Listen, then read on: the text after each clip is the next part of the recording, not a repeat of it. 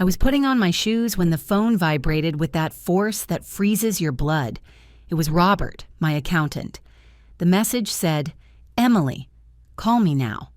Do not go to Michael's house today. Please." My hands trembled so much that I almost dropped the phone. I was wearing my pearl earrings, the ones Michael gave me 10 years ago for Mother's Day. I was wearing the beige dress he liked so much. I had prepared my grandkids' favorite dessert since 6 in the morning, and now this. I dialed Robert's number with shaking fingers. He answered on the first ring. His voice sounded different, tense, as if he were holding back something very heavy. "Emily, I need you to sit down.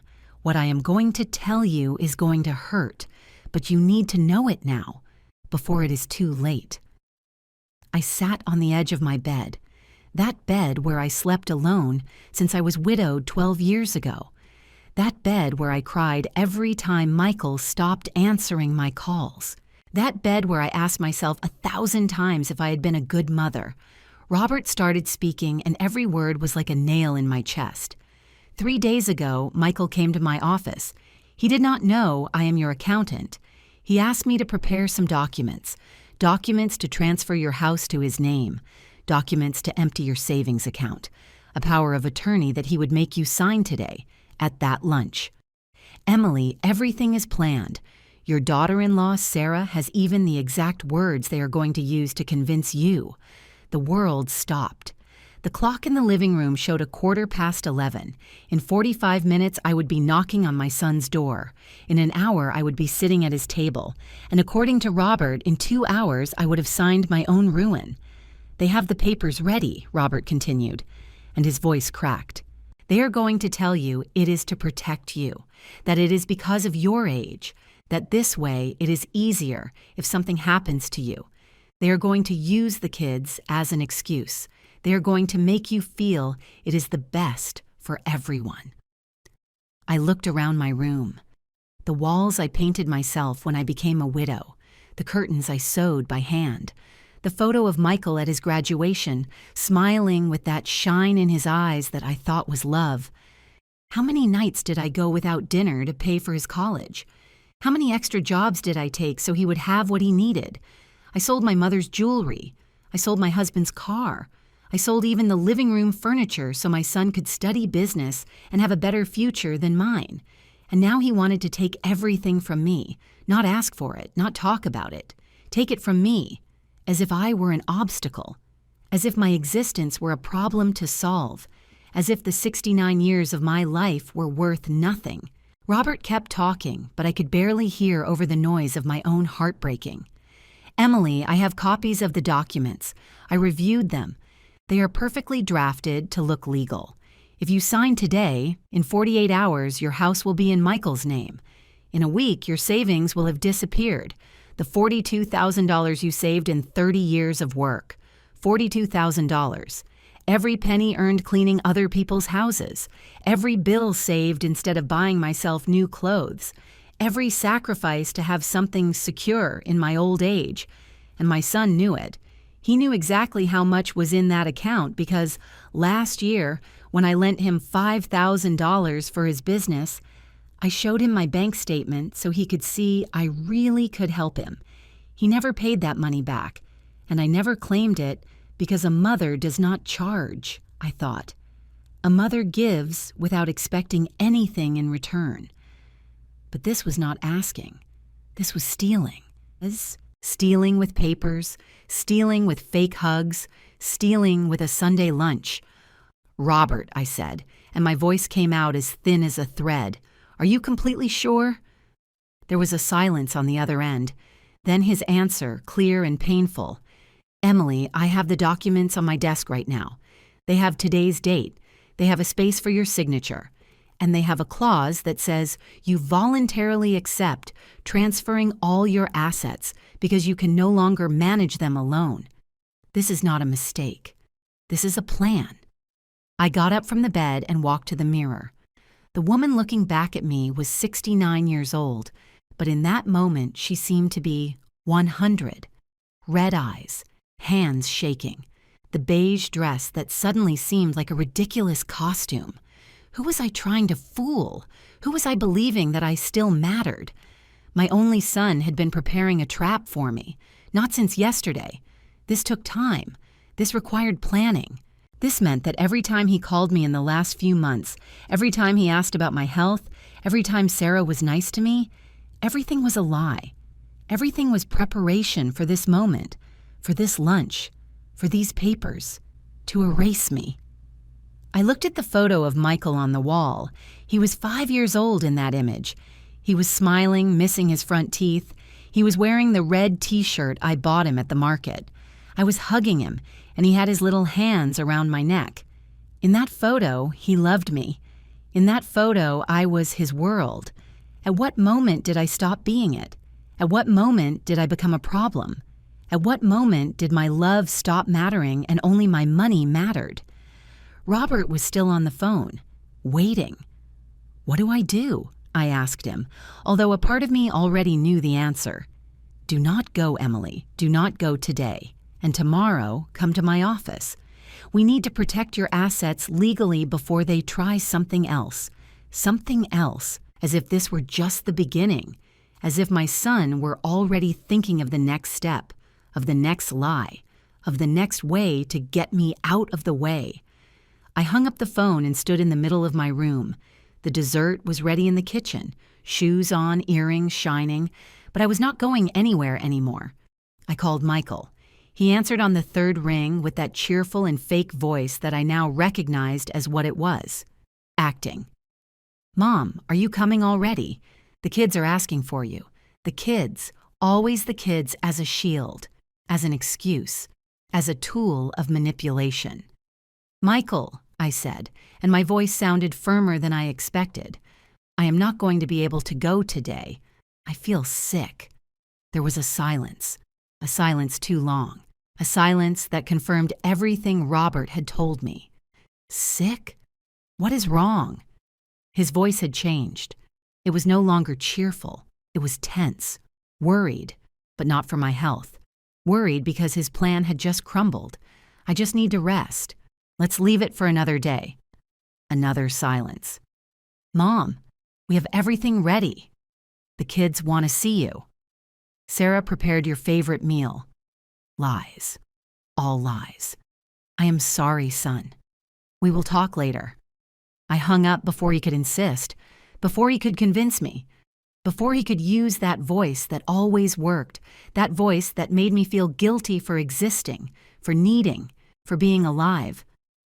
I took off my shoes, I took off the earrings, I took off the beige dress, and I put on my old pajamas, the ones that have a hole in the shoulder but are the most comfortable in the world. I sat in the living room with a cup of tea that I did not feel like drinking. The phone started ringing. It was Michael. I did not answer. It rang again. I did not answer. Then a text message arrived. Mom, are you okay? We are worried. Worried about me or worried because their plan had just failed. I looked at that message for 5 full minutes, and in those 5 minutes, I understood something I should have understood years ago. My son did not love me. My son loved what I could give him. I stayed sitting in that living room until the light changed color and the afternoon turned orange. The tea got cold in my hands. The phone kept ringing, but I was no longer looking at it, because images started appearing in my head, memories, moments that at the time seemed normal, but now, with this new truth on top, took on a completely different meaning, like when you watch a movie for the second time and understand all the clues you did not see the first time. I remembered Michael's birthday 6 months ago. I arrived with a cake I baked myself. I knocked on the door and Sarah opened with that smile that never reached her eyes. Emily, what a surprise, she said, although I had confirmed my visit 3 times that week.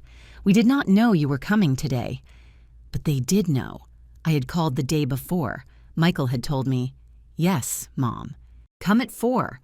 And when I arrived at 4 sharp, the house was full of people I did not know, friends of theirs, colleagues from work, neighbors, but no place for me. I stayed in the corner of the living room holding my homemade cake while everyone ate the cake from the expensive bakery they had bought.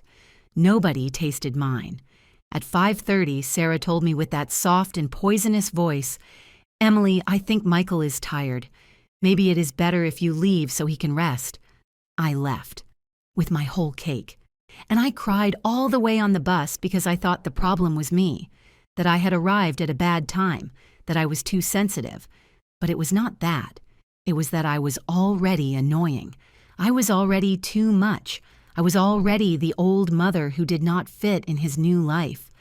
I remembered last Christmas. Michael called me on December 23rd. "Mom, this year we are going to do something small, just the 4 of us.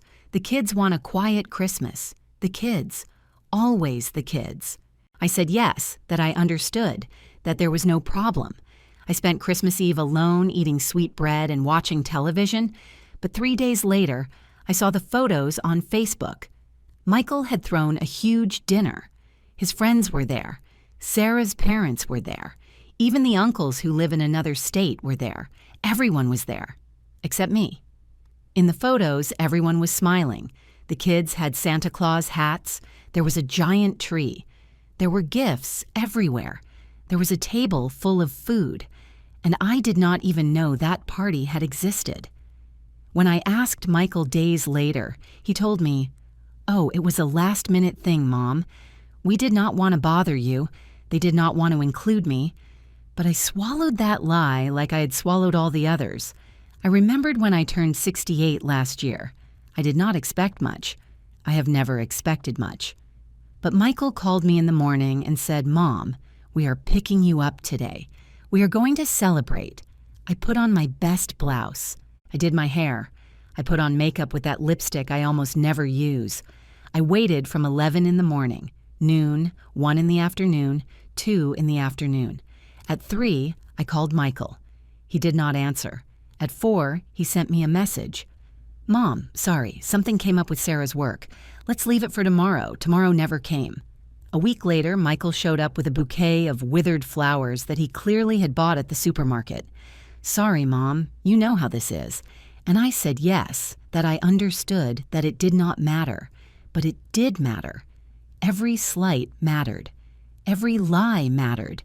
Every time they made me feel like I was a burden, it mattered. Only I did not see it. Or I did not want to see it. Because accepting that your son does not love you is accepting that something in you is broken. And I was not ready for that. I remembered all the times I lent him money, not just the $5,000 for the business. Before that, it was $2,000 to fix the car. Before that, $1,500 for the kids' uniforms. Before that, $800 for the dentist. Before that, $500 for I do not know what emergency. It was always emergencies. It was always urgent. And I always said yes, because a mother helps. A mother gives. A mother does not let her son suffer if she can avoid it. But Michael never suffered. Michael had a brand new car. Michael and Sarah went out to restaurants on weekends. Michael had just changed all the furniture in his living room. I know because I saw it in the photos Sarah posted. Photos of her perfect life, of her perfect house, of her perfect children. And I commented on every photo. "How beautiful, honey. What a blessing." And she never responded. Not a thank you. Not a heart. Nothing. I remembered the time I got sick 4 months ago. A strong flu that left me in bed for 3 days. I called Michael to tell him I could not get up, that I had a fever, that I needed someone to buy me medicine. "Mom, I am in an important meeting. Can't you ask a neighbor?" A neighbor. He was asking me to beg a neighbor for help rather than coming himself, rather than sending Sarah, rather than truly worrying. In the end, it was Mrs. Higgins, my neighbor on the 3rd floor, who bought me the medicine and made me a broth. Mrs. Higgins, who barely knew me, showed more love in those 2 hours than my son in 2 years. And when I told Michael later, he said, "Good thing Mrs. Higgins was there. It is just that we were very busy that week. Always busy. Always with something more important.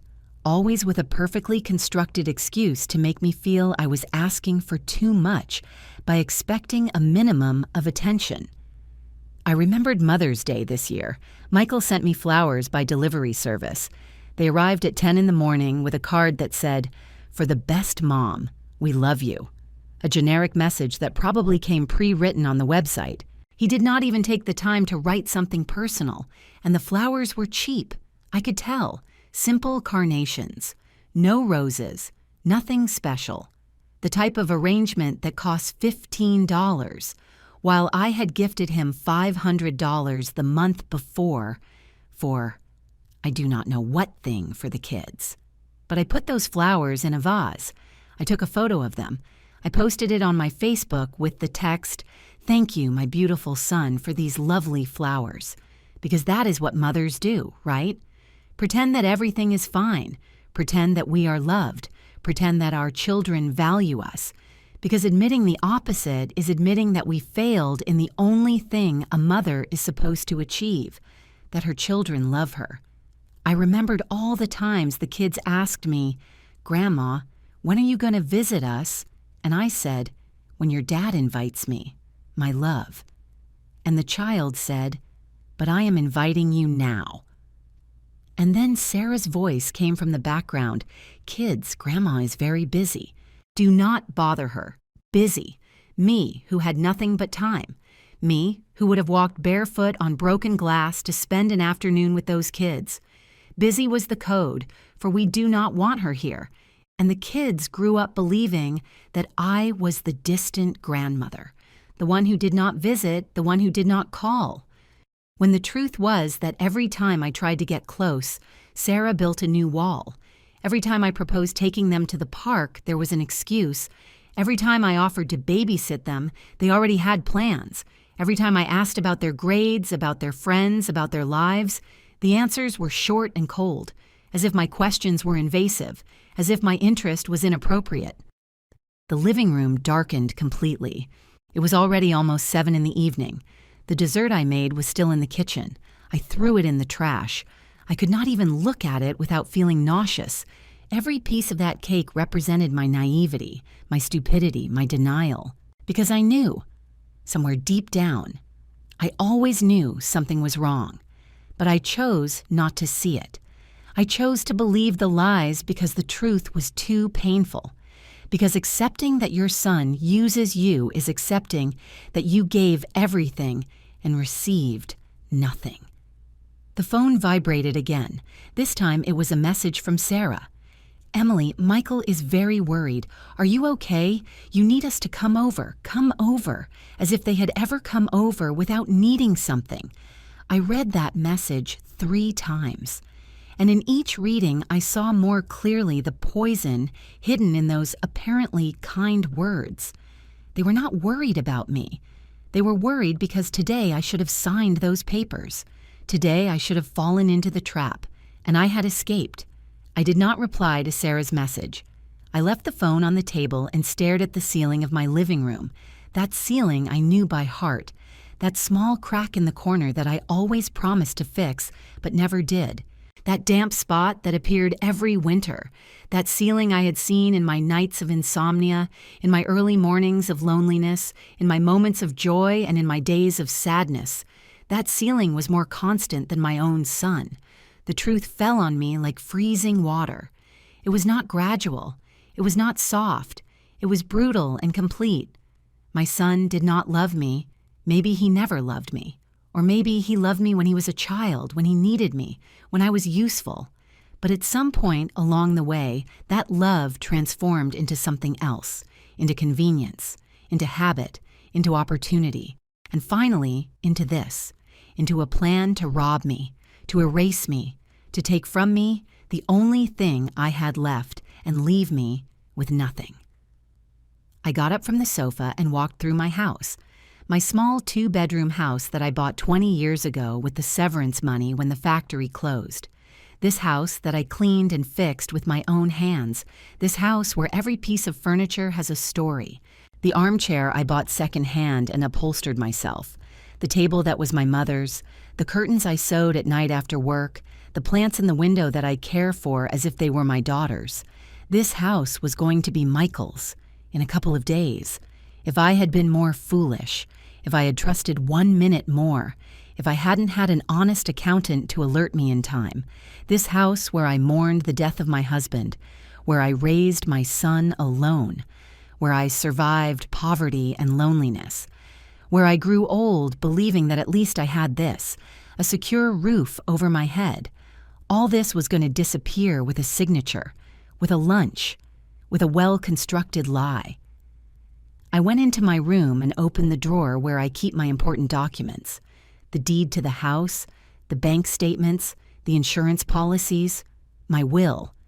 Everything was there, organized, because I am an orderly woman, a woman who has always been responsible, a woman who worked since she was 15 and never owed a penny to anyone, a woman who broke her body in hard jobs so her son wouldn't have to. I took out my will. I wrote it 5 years ago. In it, I left everything to Michael. The house, the savings, the small life insurance, everything. Because he was my only son, my only family, the only person in the world who carried my blood and my dead husband's last name. I read every line of that document and felt how something inside me broke, definitively. Not with noise, not with drama, but with a deep and terrible silence. What kind of son does this? What kind of man plans to steal from his own mother?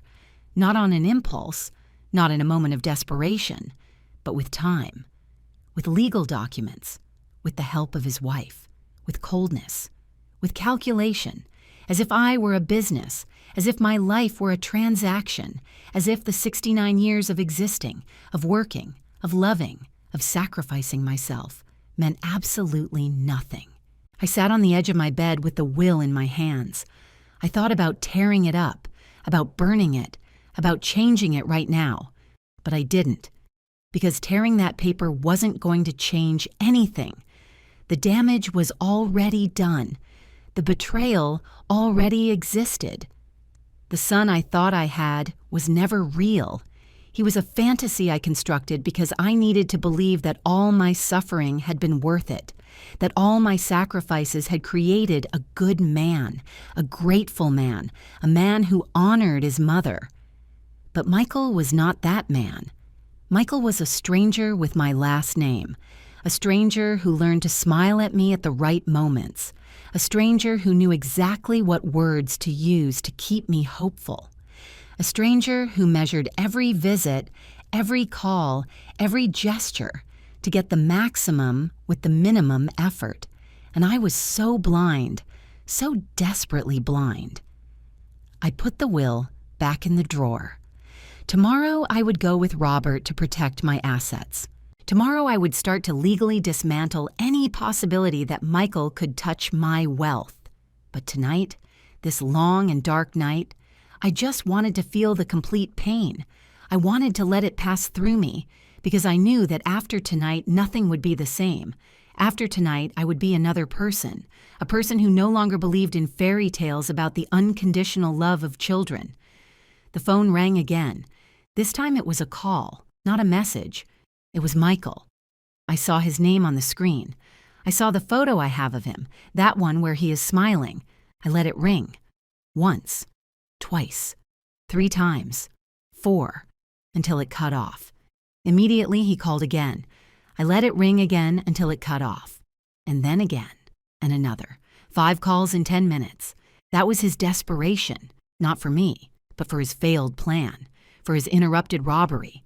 Another message arrived, this time more direct. Mom, answer. I need to know you are okay. If you don't answer, I am going to go to your house. A threat disguised as concern. If I didn't respond, he would come. And if he came, what would he do? Try to convince me? Bring the papers anyway? Invent another lie?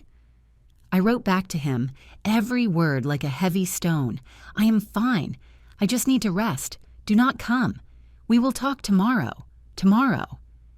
That word he always used to postpone confrontations, to avoid conflicts, to keep the peace. But this tomorrow would be different. This tomorrow I would be in Robert's office protecting what was mine. This tomorrow I would start building legal walls that Michael could never cross. This tomorrow I would stop being the foolish mother and become something I never thought I would have to be, my own defender. I lay down dressed on the bed. I didn't have the strength to put on my pajamas. I didn't have the strength for anything. I looked at the dark ceiling and thought about all the times I had slept in this bed, dreaming of a future where Michael and I were close, where he visited me often, where the grandkids spent weekends with me, where I was the present grandmother, loved, important. That future was never going to exist. That future was another fantasy I had built to survive loneliness. The reality was this: I was alone. I was always alone. Since my husband died, loneliness was my only constant companion. But I disguised it as giving Michael space. I disguised it as respecting his adult life. I disguised it as not being an intrusive mother-in-law, when the truth was that they had pushed me out years ago, and I simply accepted staying there, in the cold, in the distance, waiting for crumbs of attention that arrived less and less. I closed my eyes but couldn't sleep. Scenes played in my head in a constant loop. Michael as a child asking me to read him a story. Michael as a teenager being ashamed that I went to pick him up at school in my cleaning uniform. Michael as an adult introducing me to Sarah with a forced smile, as if saying, "This is my mother. Sorry about her." Michael a month ago borrowing $500 while planning to steal $42,000 from me. Every image hurt. Every memory was a new wound over old wounds that had never healed. But there was something else beneath the pain, something small and hard that started to grow in my chest, something that wasn't sadness or self-pity. It was rage, a cold and clear rage, a rage that didn't scream but observed, a rage that didn't destroy but built, a rage that said, "I am not going to allow this. I am not going to be a victim. I am not going to disappear just because they want me to disappear." I opened my eyes in the dark. I was no longer crying. The tears had dried at some moment I didn't notice. My breathing was regular. My mind was clear, clearer than it had been in years. Because finally, after so much time living in denial, I saw the complete truth. And the truth, although painful, was also liberating. I no longer had to pretend. I no longer had to justify. I no longer had to torture myself wondering what I had done wrong. I hadn't done anything wrong. I was the best mother I could be with what I had. I gave everything I could give. I loved with every fiber of my being. The problem was never me. The problem was Michael and Sarah and their greed and their coldness and their ability to see a 69-year-old woman and think, how do we take advantage of her, instead of, how do we take care of her? I got up from bed at 3 a.m. I went to the kitchen and made myself a strong coffee. I sat at the table where I had eaten alone so many nights. The same table where I had studied with Michael when he was a child. The same table where I had cried over bills I couldn't pay. The same table where I had celebrated every one of my birthdays alone in recent years.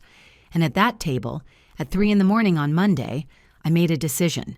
I was going to fight, not with screams or scandals, not with cheap revenge or dramas, but with intelligence, with strategy, with the same strength that had kept me alive all these years. Michael had underestimated his mother. He thought I was weak. He thought I was stupid. He thought I would sign any paper he put in front of me just to feel his love for 5 minutes. He was wrong. And now he was going to discover who Emily Parker really was. Not the submissive mother, but the woman who survived everything and who wasn't going to surrender now. At 8 a.m, I was knocking on Robert's office door. He was waiting for me with coffee ready and that look of concern that only people who really care have. I sat in front of his desk, and there they were, the documents. A pile of perfectly ordered papers representing my son's betrayal in black ink on white paper. Robert said nothing at first. He just pushed the folder toward me carefully as if it were a bomb that could explode at any moment. I opened the folder with hands that no longer trembled. The night had burned all the fear I had left. Now there was only clarity. The first document was a general power of attorney. I read every line. In that paper, I supposedly authorized Michael Parker to act on my behalf in all legal, financial, and patrimonial matters, to sell, to buy, to transfer, to dispose of everything that was mine, as if it were his. And at the end there was a space for my signature, an empty space that today should have been filled. "Is this legal?" I asked, although I already knew the answer. Robert leaned back in his chair and sighed. "If you had signed it voluntarily, yes. That is the problem, Emily. These documents are perfectly drafted. An expensive lawyer made them. Someone who knows exactly what to do so everything looks clean and legal. Someone expensive. That meant Michael had spent money on this, money that was probably from the $500 I had lent him last month. The second document was worse. It was a deed of sale for my house. In it, I supposedly sold my property to Michael for the sum of $1, as if my house were worth nothing, as if the 20 years of monthly payments meant nothing, as if the sweat and tears that every square foot cost could be summarized in a coin. And below the amount, there was a note that said, "Sale between family members for love and mutual consideration." Love. That word gave me nausea. Robert pointed to another paragraph. "Look here. It says that you sell the house because you wish to secure your son's future, and that you do it free of any pressure or external influence. That protects them legally.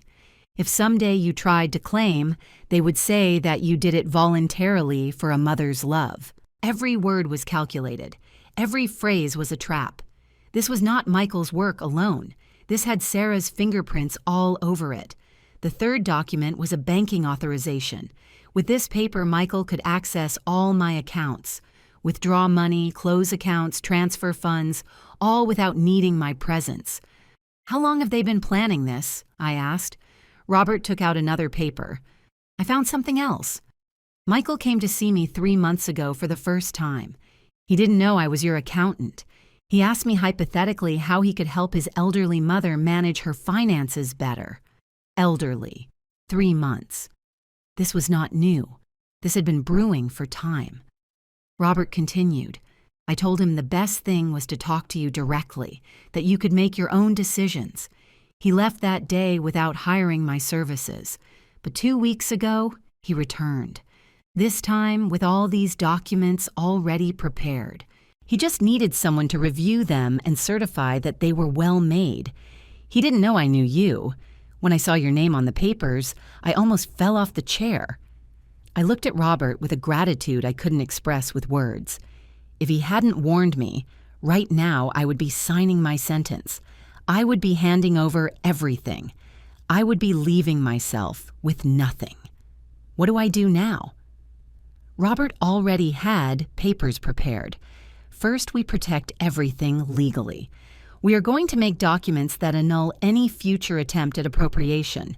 Second, we change all your banking passwords. Third, we put alerts on all your accounts. And fourth, you need to decide what you want to do with Michael. That last question hit me. What did I want to do with Michael? Report him? Confront him? Cut all communication? Forgive him? Every option seemed impossible, because every option meant accepting that my life as I knew it had ended.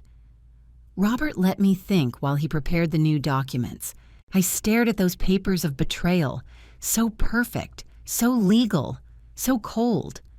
"I want to confront him," I said finally, "but not yet. First, I need to protect myself. Then I need to understand how far this goes." Robert nodded. "There is something else you should know. I investigated a little. Your daughter-in-law Sarah has a record. 6 years ago, she tried something similar with her own mother. She convinced the lady to put a house in her name. The mother was left with nothing and now lives with a sister.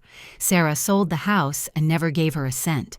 The air escaped from my lungs. Sarah had already done this before. She had already destroyed a mother, and now she was coming for me. And Michael knew it. He had to know it. That meant my son was not just an accomplice, he was an active participant. He had seen what Sarah did to her own mother and thought, let's do the same with mine. That revelation was worse than everything before, because it eliminated any possibility that Michael was manipulated or deceived. He knew exactly what he was doing. Give me the papers, I told Robert. I'm going to sign everything necessary to protect myself.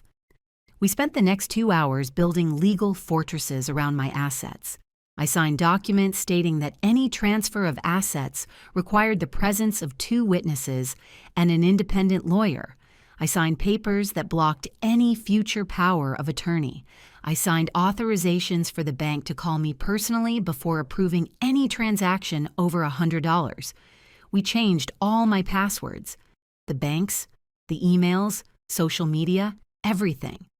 Robert taught me how to activate 2-step verification. He explained how to recognize fraud attempts. He gave me the number of a lawyer specializing in elder abuse cases. Because that is what it is, Emily. This is financial elder abuse. It is a crime. And if you wanted, you could report it. Report my own son? The idea turned my stomach, but it also made me think, if I did nothing, how many other mothers would suffer the same?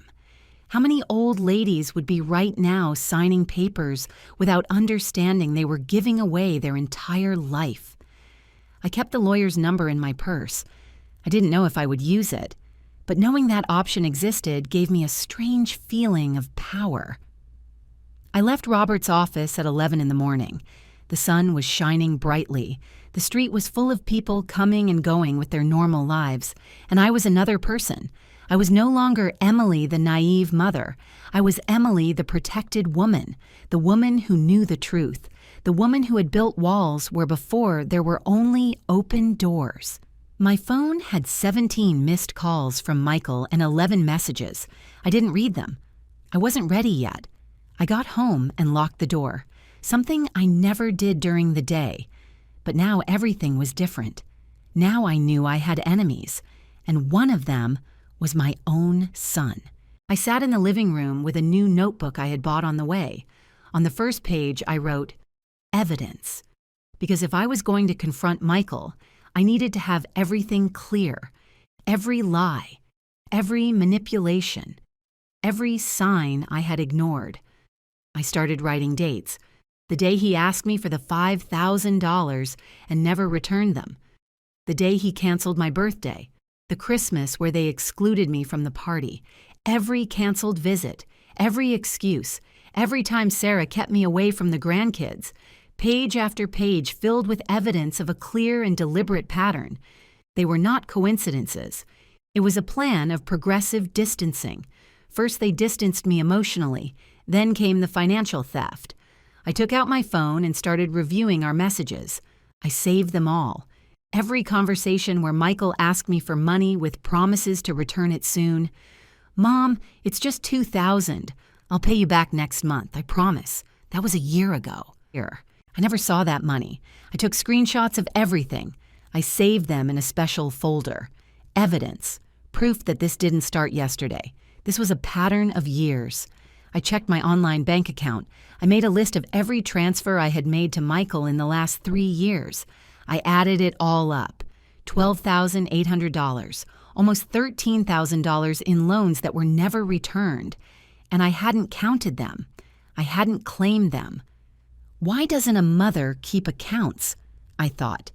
A mother gives without expecting anything in return. But Michael did keep accounts. Michael knew exactly how much I had and how much he could get out of me before going for everything. I called the bank. I asked to speak to a manager. I explained my situation without giving many details. I just told him I needed to protect my account from unauthorized access. The manager was kind and efficient. He helped me establish a secret code that would be required for any change in my account. He gave me his direct number. He told me, Mrs. Parker, I am sorry you are going through this. We see these cases more often than people think. Elderly people being scammed by their own children. You did well to protect yourself. Elderly people being scammed by their own children. That was me. That was my case. I was a statistic, a number in some report on financial abuse of older people. The idea infuriated and saddened me at the same time. I hung up the phone and kept working. I searched the internet for information on Sarah Miller, Sarah's maiden name. I found her social media profile, photos of her perfect life, her decorated house, her trips, her dinners at expensive restaurants, everything paid for. With what money? I asked myself. With Michael's money. And Michael's money came partly from me. I kept searching. I found old articles from local newspapers, and there it was. A court case from 6 years ago. Sarah Miller sued by her own mother for misappropriation of assets. The case was closed because the mother withdrew the lawsuit, probably out of shame. Probably because reporting your own daughter is almost impossible emotionally. Probably for the same reasons I now hesitated to report Michael. I printed everything. The articles, the bank statements, the messages, the dates, the names. I put together a complete file. If I was going to meet Michael, I wanted to have every piece of evidence ready. I didn't want him to be able to deny anything. I didn't want him to be able to turn the situation around and make me feel guilty. This time, I had the power. This time, I had the truth documented. This time, I wasn't going to let him manipulate me. My phone rang. It was an unknown number. I answered cautiously. "Mrs. Emily Parker?" a male voice asked. "Yes, it's me." The voice continued. "This is Attorney Alan Davis speaking. Robert passed me your case. I need you to come to my office as soon as possible. There is something else you should know about your son's plan." My heart raced. Something else? What could be worse than what I already knew? I arrived at Attorney Davis's office at 3 in the afternoon. He was a man of about 50 with a serious face and direct manners. I sat in front of him and noticed he had a folder with my name. Mrs. Parker. I investigated a little after Robert told me your situation, and I found something worrying. He took some papers out of the folder. Your son and your daughter-in-law applied for a loan 2 months ago, a loan of $30,000. Do you know what they put up as collateral? I shook my head, although something inside me already knew the answer. They put up your house, Mrs. Parker. Your house. The one that is still in your name. They presented fake documents stating that the house was already theirs. The bank rejected the loan because upon verification they found the property is still registered in your name. But they tried to use your house as collateral without you knowing. That is fraud. Fraud. The word resonated in the office like a gunshot. If they had gotten you to sign those papers on Sunday, their plan was to return to the bank on Monday with the new deed, get the $30,000, and disappear. You would have been left with a mortgaged house you didn't know was mortgaged and empty accounts. Attorney Davis looked at me with a mix of compassion and professional anger. Mrs. Parker, this is not just a son who wants to inherit ahead of time. This is a well-planned criminal scheme. I stayed silent, processing the information. $30,000 plus my $42,000 in savings, plus the value of my house. Michael and Sarah planned to leave me on the street without a cent, and I would have signed everything with a smile on my face, believing I was doing something good for my family. Attorney Davis continued, I have contacts at the bank. I got copies of the loan application. Here are the forged signatures. Here is the fraudulent document. This is enough for a criminal complaint. I took the papers with trembling hands. There was my signature, but it wasn't my signature. It was a pretty good imitation, but not perfect. Someone had practiced copying my signature. Someone had had access to my documents to study how I signed. And that someone had to be Michael. He was the only one who had seen my personal papers. He was the only one who had been in my house with access to my documents. What should I do? I asked with a broken voice. Attorney Davis leaned back in his chair. That depends on you, Mrs. Parker. Legally, you have all the tools to report. This is fraud, document forgery, and attempted misappropriation. Your son could face serious criminal charges, but I understand this is your son. And that decision is not easy. It wasn't easy. It was impossible. It was the most painful decision in the world. For now, the lawyer continued, the most important thing is that you are protected. The documents you signed with Robert are solid. Your assets are legally armored. Your son can't touch anything. But you also must decide if you want to confront him or simply cut contact. And you must decide if you want this to have legal consequences or if you prefer to keep it private. 3 options. None good. All painful. All meant accepting that my family as I knew it had died. I left that office with more information than I wanted to have.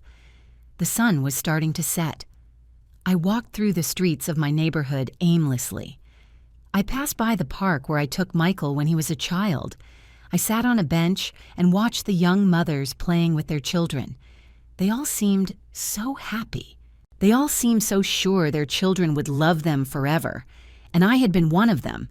I had been that mother who believed love was enough, who believed that giving your best guaranteed receiving something in return. But it wasn't like that.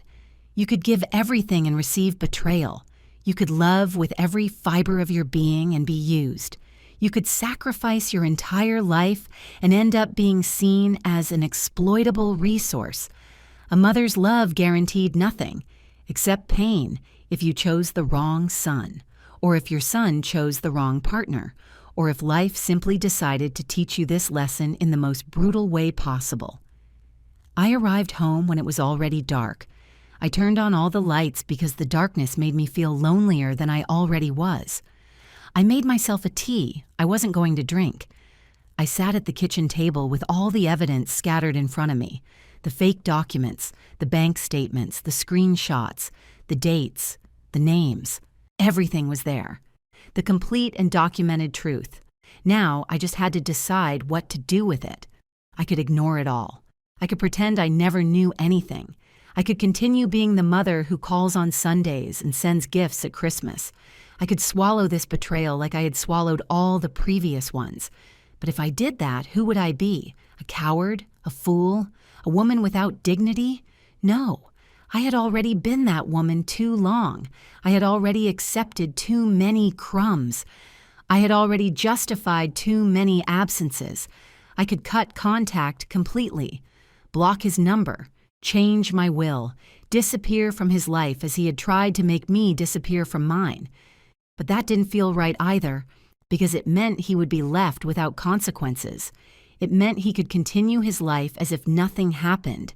It meant he would never have to face what he did. And I needed him to face it.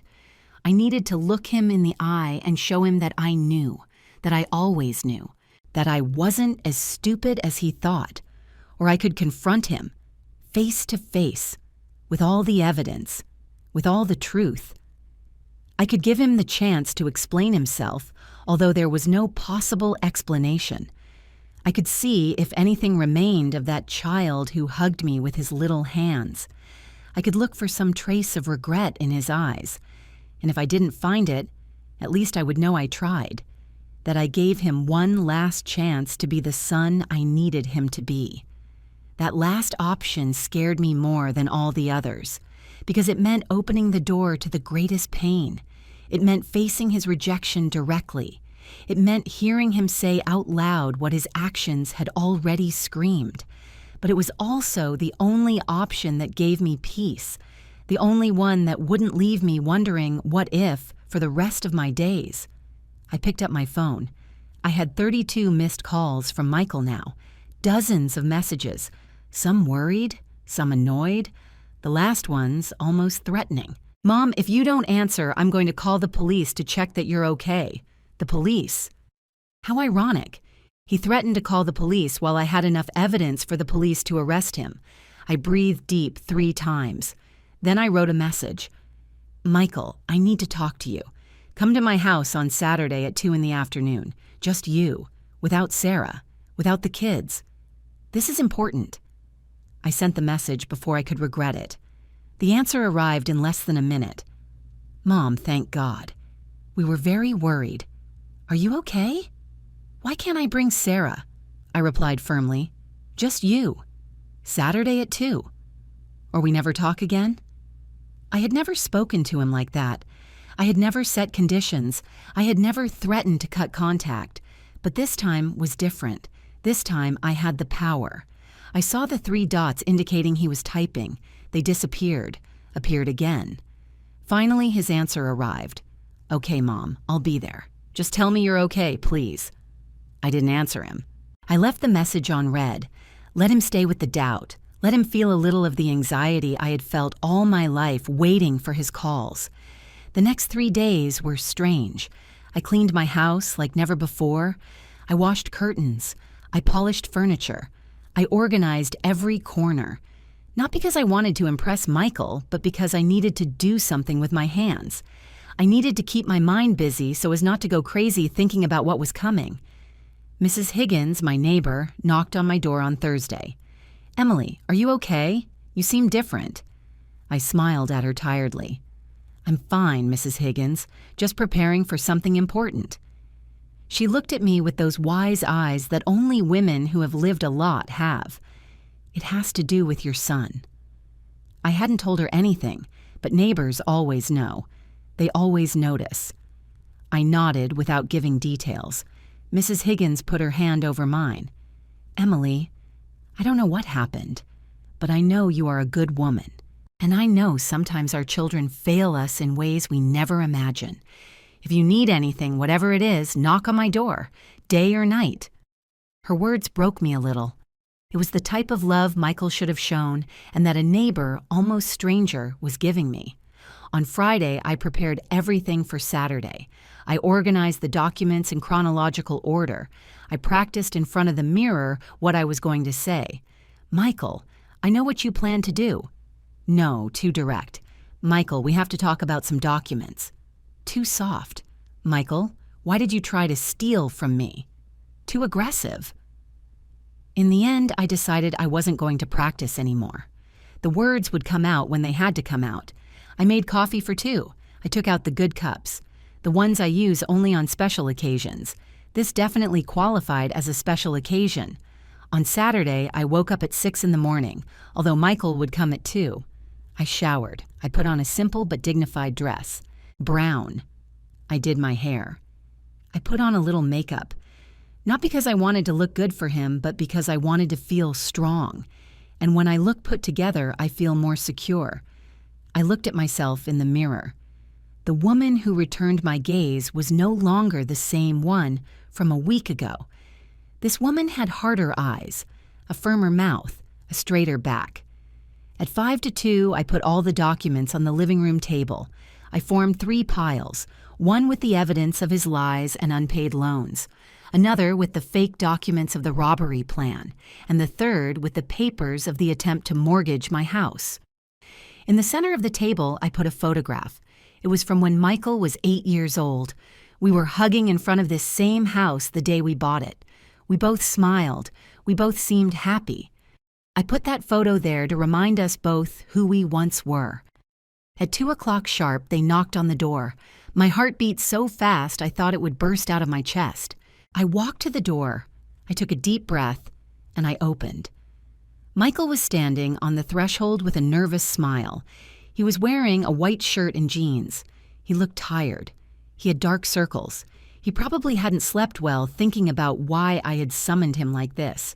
"Hi, Mom," he said, and tried to hug me. I took a step back. He noticed the rejection and his smile faltered. "Come in," I told him with a neutral voice. He entered, looking around as if searching for signs of what was happening. "Sit down," I indicated, pointing to the sofa in front of the table where I had put all the documents. He sat down slowly. His eyes fell on the papers, and I saw his face change. First confusion, then recognition, finally fear. "Mom, what is all this?" His voice tried to sound casual, but it trembled. I sat in the chair across from him, the table with the evidence between us like a battlefield. "That is exactly what you are going to explain to me, Michael." I took the first pile of documents, the bank statements with all the transfers marked in yellow. $2,800, I said, showing him the papers. "That is what I lent you in the last 3 years. Loans you never returned. Loans you promised to pay and never did." Michael tried to interrupt, but I raised my hand. No, now you speak when I finish.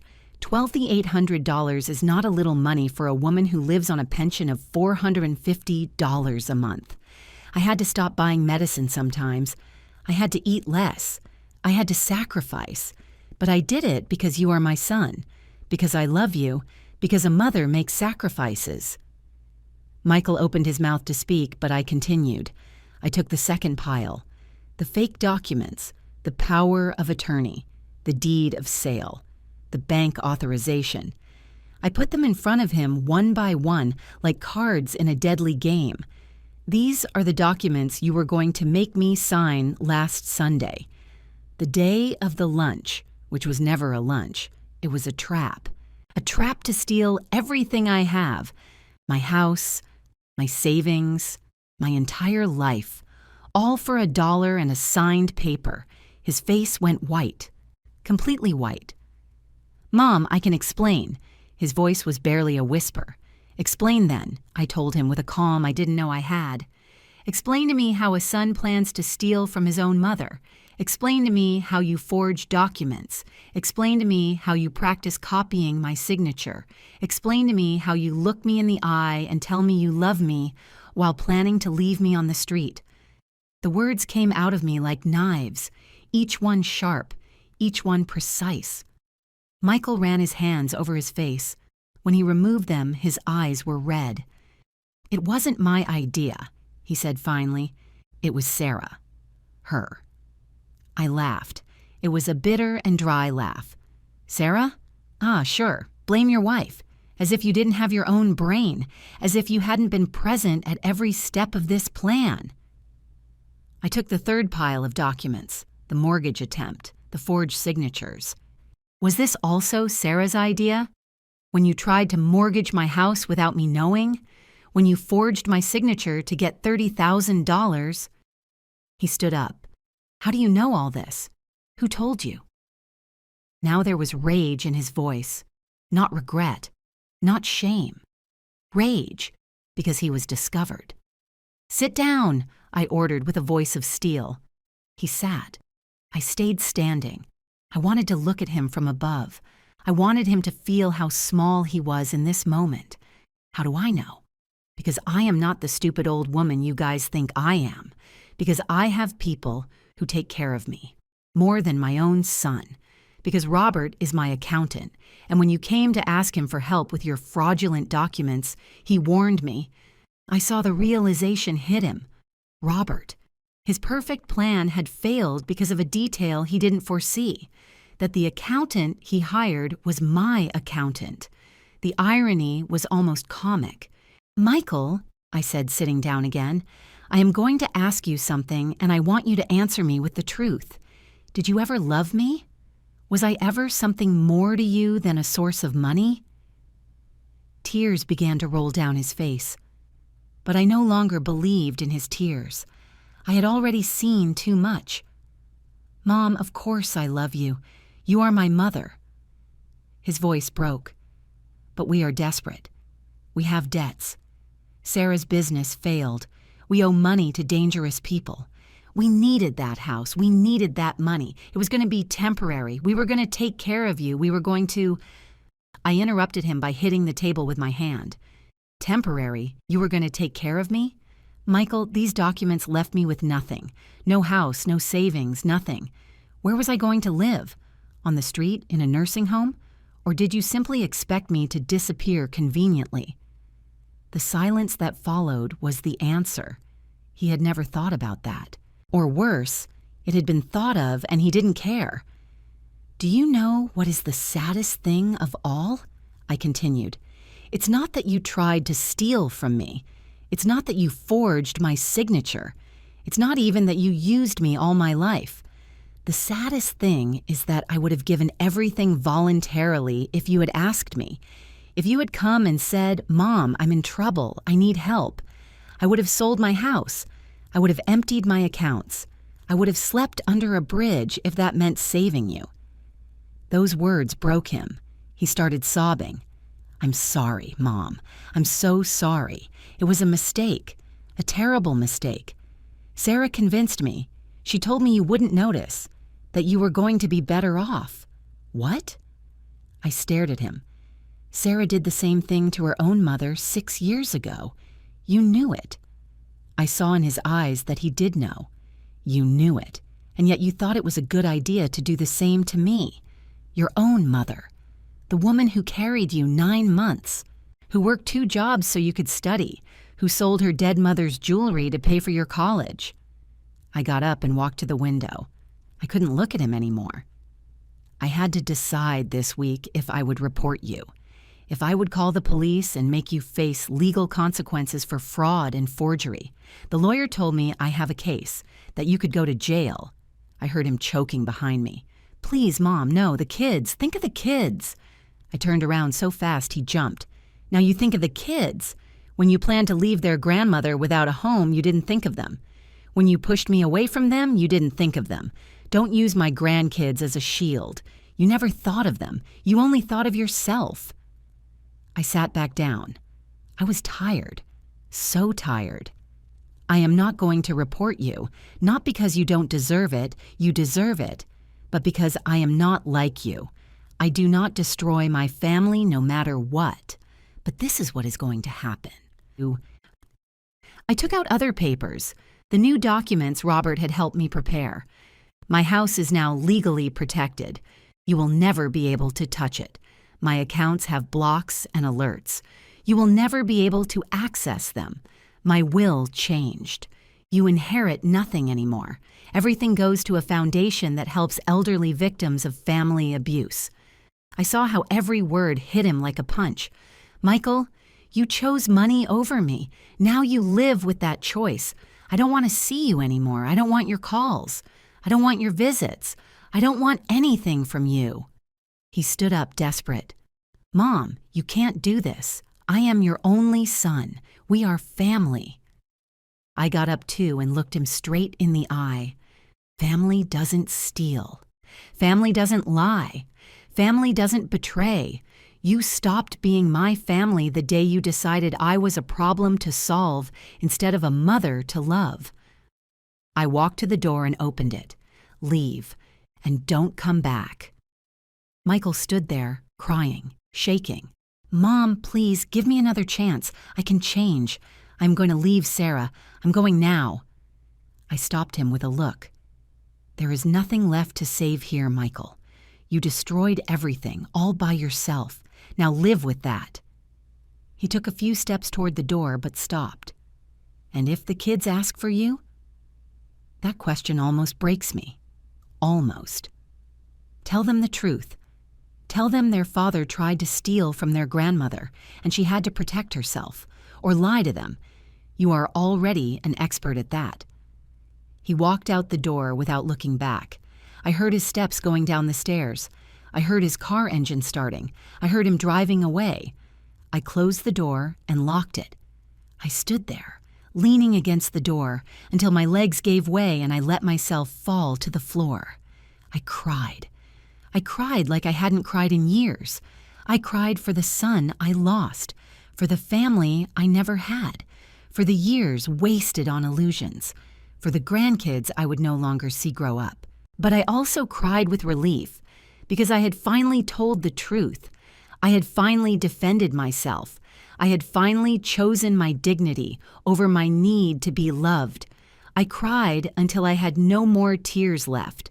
And when I got up from the floor an hour later, I was a different woman. A woman who had survived the worst. A woman who had fought and won. A woman who no longer needed anyone's love to know she was worthy. My own respect was enough. The first days after the confrontation were the hardest. The house felt emptier than ever, but it was a different emptiness. Before it was an emptiness of unfulfilled hope. Now it was an emptiness of liberation. I no longer waited for calls that never came. I no longer invented excuses for children who didn't want me. I no longer lived in the lie. I lived in the truth. And the truth, although painful, was also clean. Mrs. Higgins knocked on my door on Tuesday morning with a hot casserole. I don't know what happened on Saturday, but I heard crying. And I know you haven't gone out since. I tried to tell her I was fine, but she simply entered and put the casserole in the kitchen. Emily, you don't have to tell me anything. But you don't have to be alone either. She stayed all afternoon. We drank coffee. We watched an absurd soap opera. We laughed at the ridiculous dialogues. And for the first time in years, I didn't feel alone. She told me she had 3 children. 2 lived far away, and 1 had died young. Sometimes I think the one who died was the only one who really loved me, she said with sadness. The others call me on Christmas and my birthday. That's all. So I understand the pain of a mother who gives everything and receives crumbs. Her words comforted me, not because her pain was equal to mine, but because she reminded me I wasn't alone in this, that there were millions of mothers living this same silent betrayal. On Wednesday, I called Robert to thank him. Emily, how are you? Did you talk to Michael? I told him everything, every word of the confrontation, every document shown, every tear shed. Robert listened in silence, and when I finished, he said, "You did the right thing. I know it doesn't feel like that now, but you saved yourself, and that takes more courage than most have." His words gave me strength. They reminded me that choosing my dignity wasn't selfishness, it was survival. On Thursday, I started reorganizing my life. Literally. I took all of Michael's photos off the walls. I didn't throw them away. I couldn't. But I put them in a box in the closet. I removed the emergency phone number I had stuck on the fridge. Before it said, in case of emergency, call Michael. Now I put Mrs. Higgins's and Robert's numbers. I changed the priorities in my life because my priorities had betrayed me. I found in a drawer the drawings Michael made for me as a child. Colored hearts, houses with chimneys, happy families. I love you, Mom, written with crooked letters. Those drawings were from a child I knew, a child who loved me sincerely. But that child no longer existed. He had become a man I didn't recognize. I put the drawings with the photos, memories of a life that was no longer mine. On Friday, I left my house for the first time in days. I walked through the market. I bought fresh flowers for my living room. I bought ingredients to cook something I liked, not what Michael liked, not what I used to prepare waiting for his visits, but something for me. A roast chicken with herbs, roasted potatoes, a fresh salad. I cooked with background music. I set the table nicely, and I dined alone, but not sad. I dined in peace. That night, my phone rang. It was an unknown number. I almost didn't answer, but something made me do it. Mrs. Emily? It was a young woman's voice. Yes, it's me. There was a silence, and then, I am Brenda, Sarah's mom, the real mom. I don't know if Michael told you about me. My heart raced. No, he didn't tell me anything. Brenda sighed deeply. I imagine. Mrs. Emily, I learned from a mutual acquaintance what happened, what my daughter and your son planned to do to you. I needed to call you. I sat down slowly. You are the lady whose house Sarah stole years ago. Another long pause. Yes, and I wanted to tell you that you did the right thing protecting yourself. I didn't do it. I signed everything they put in front of me because I didn't want to believe my own daughter could do that to me. And I was left with nothing. Literally, nothing. I live now with my sister in a borrowed room. At 72 years old, no house, no savings, nothing. Her voice cracked, but she continued. You were stronger than me. You defended yourself. And please don't feel guilty. Our children made decisions, horrible decisions. But it is not our fault. We gave love. They chose betrayal. That difference is important. Don't carry your guilt in addition to your pain. I cried listening to her. I cried because her words were exactly what I needed to hear. Thank you, was all I could say. Thank you for calling. Brenda gave me her number. If you ever need to talk to someone who understands exactly what you are living, call me. Anytime. We hung up and I stayed with the phone in my hand for a long time. Brenda had lost everything, and yet she had the generosity to call a stranger to offer comfort. That was love, real love. Not the manipulative and conditional love Michael had given me, but genuine and selfless love from a woman who understood my pain because she had lived it. On Saturday, a week after the confrontation, I woke up different, lighter, as if a weight I had carried for years had finally fallen off. I realized I hadn't checked my phone in the morning expecting messages from Michael. I hadn't planned my day around the possibility that he would call. I hadn't lived for him. For the first time in decades, my life was completely mine. Mrs. Higgins invited me to a group of friends who met on Saturdays to knit and talk. I hesitated at first, but then I thought, why not? I went. There were 6 women, all over 60, all with stories of absent children, of family that hurt, of loneliness chosen over toxic company, and all surviving, all finding joy in small things, in genuine friendships, in drama-free days, in peace. One of them, Martha, told me something that stayed with me. Emily, blood makes you relatives, but respect and love make you family. And sometimes the family you choose is better than the family you got. She was right. These women, who I barely knew, showed me more genuine affection than Michael in years. They asked me how I was and really wanted to know. They helped me without expecting anything in return. They included me because they wanted my company, not because they needed something from me. I started going to that group every Saturday. I learned to knit. We made scarves to donate to a shelter. We cooked together. We celebrated birthdays. We visited each other when someone was sick. We built a support network that was stronger than any blood tie. And slowly, very slowly, the hole Michael had left started to fill. Not with another person, but with my own self-love, with my own company, with the certainty that I was worthy, with or without a son, with or without family. I was worthy. I changed my will officially. Everything would go to the foundation for the protection of elderly in abuse situations. The lawyer congratulated me. Mrs. Parker, this is going to help many people. Your pain is going to transform into protection for others. That idea gave me purpose. My suffering hadn't been in vain if I could prevent other mothers from going through the same. I signed the papers with a steady hand. This was my legacy, not Michael, but this, real help for real people. Months passed. I didn't hear from Michael again. Not a call. Not a message. Not even on my birthday. That absence confirmed everything. He never really loved me. He only loved what he could get from me. And when that source dried up, I ceased to exist for him. It hurt. I'm not going to lie, but it was a clean pain, a pain that healed, not like the previous pain that only got more infected with every new lie. My house no longer felt empty. Now I had real visitors, friends who came to drink coffee, Mrs. Higgins who brought desserts, the knitting group that sometimes met in my living room, genuine laughter, real conversations, human connections that didn't depend on blood, but on mutual respect. This was my family now, a family I chose, a family that chose me back, and that, I discovered, was worth more than any forced genetic tie. 8 months have passed since that Saturday.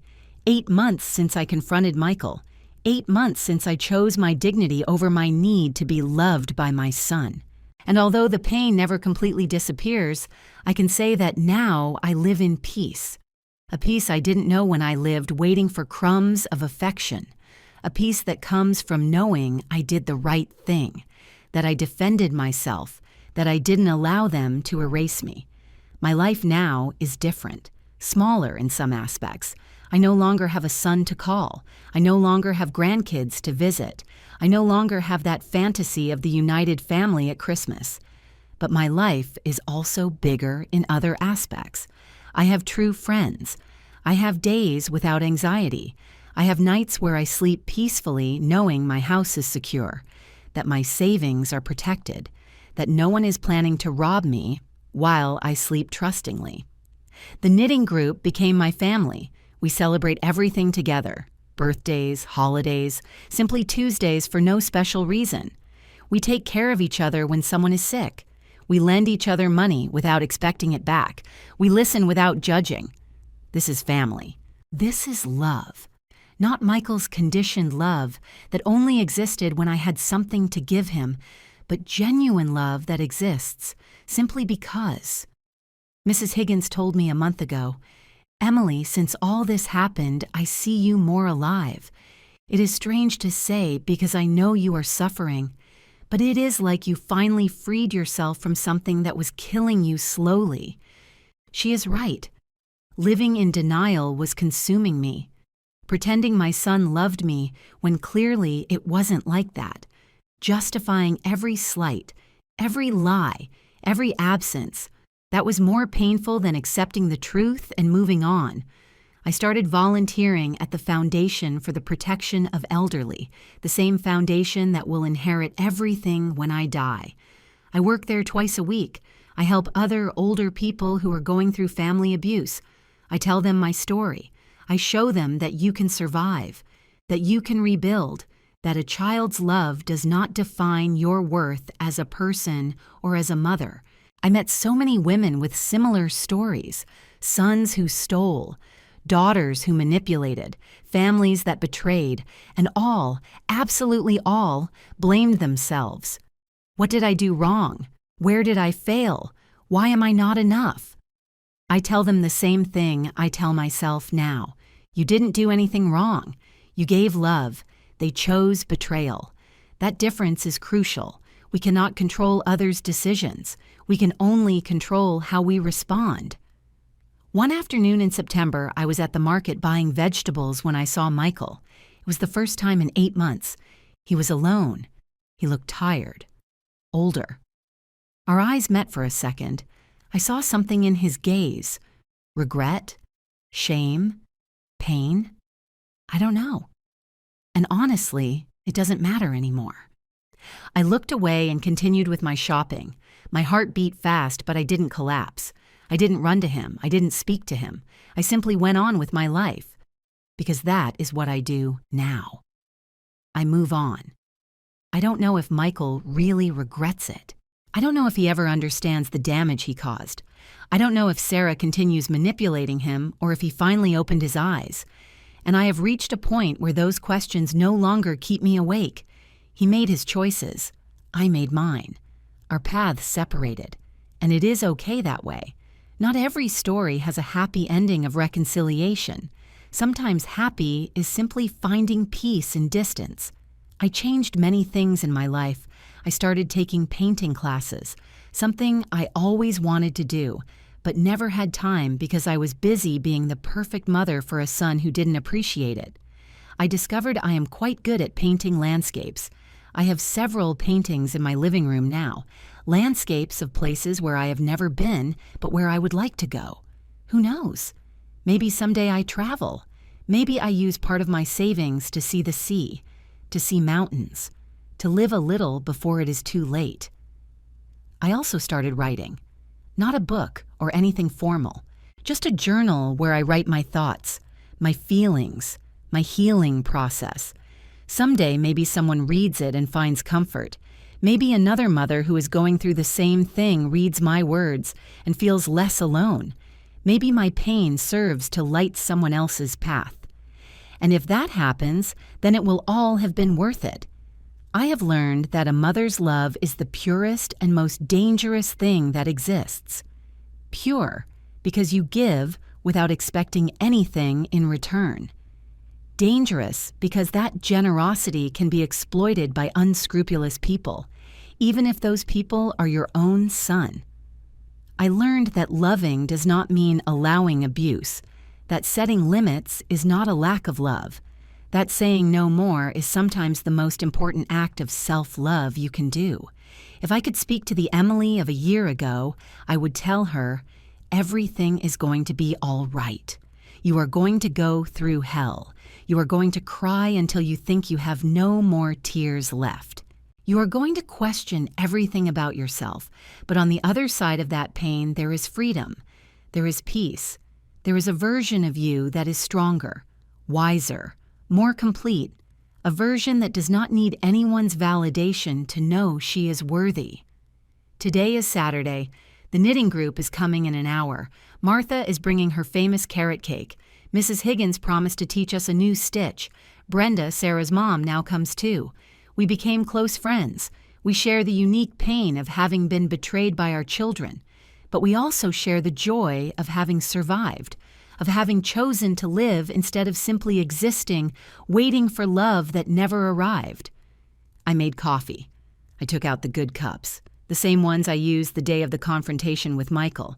But now I use them for something better, to celebrate real friendships, to honor genuine connections, to toast to women who support each other when the world tries to knock them down. I look around my house. The walls I painted a new color. The plants blooming in every window. The paintings I painted myself. This house is mine, really mine. And no one is going to take it from me. I look out the window and see the clear sky. It is a beautiful day. And I think of all the mothers who are right now where I was 8 months ago, suffering in silence, justifying the unjustifiable, loving someone who does not love them back. And I want to tell you, you are enough. You are always enough. The problem was never you. You have the right to protect yourself. You have the right to say enough. You have the right to choose your peace over their convenience.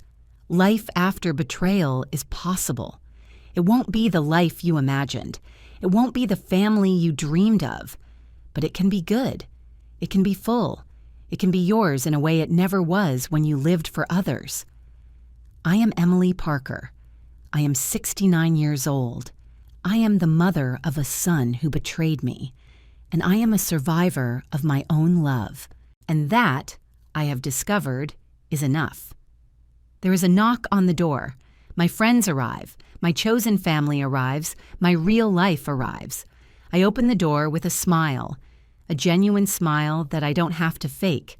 And while I hug them and we start our Saturday afternoon, I think this is happiness. Not the perfect happiness of fairy tales, but the real happiness of a woman who survived the storm and now dances in the rain. And you who are reading this, you who maybe are going through something similar, you who feel your family has betrayed you, you who wonder if you were worth it. Let me tell you, yes, you are worthy. You are always worthy, and you deserve true love. Love that doesn't hurt, love that doesn't steal, love that doesn't betray. And if you don't find it in your blood family, it is okay to create a heart family. And you? Have you ever felt that they tried to erase you from your own story? Did you ever have to choose between your dignity and the love of someone who didn't really love you? Tell me your story. Because every shared story is a hand extended to someone who feels alone. Every testimony is a light in someone else's darkness. And together, all of us can build something stronger than any betrayal. We can build hope